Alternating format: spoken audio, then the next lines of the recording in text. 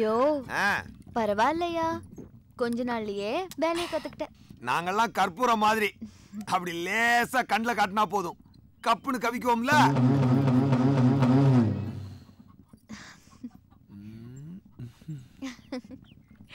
சரி, அப்படியே இந்த பானை செய்யவும் கொஞ்சம் கத்து கொடுத்துறேன்.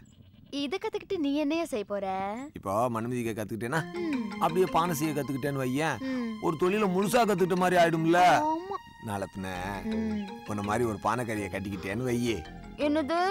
வேற ஒரு நல்ல பானைக்கறியை கட்டிக்கிறேன்னு சொன்னோம்ல, அதான பார்த்தேன். அவ வேலை செய்யும்போது கூட மாட ஒத்தாசையா இருக்கும்ல. அப்ப கத்தாரியா? கத்தாரேன்.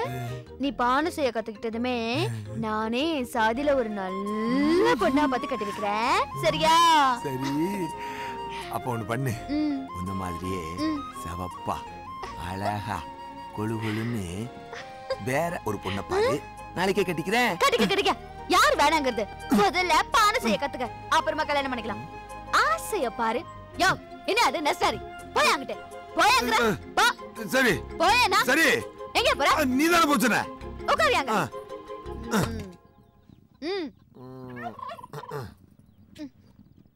டா, ஏன் அப்படி உட்கார்ந்திருக்க? கால்ல அங்கிட்டு வை. வேலைய ஆரம்பிக்கலாமா? அவசரப்படாத. இதனோ மண்ணு மிதிக்கிற மாதிரி அவ்வளவு லேசான வேலை இல்ல, நுட்பமான வேலை. விரல்ல தான் வித்தியே இருக்கு. நுணுக்கமா நிதானமா செய்யணும். என்ன? இந்த பாரு, மெதுவா பக்குவமா உள்ளங்கைய அமுத்தி வச்சு பெருவிரலால அமுக்கணும். அமுக்கு.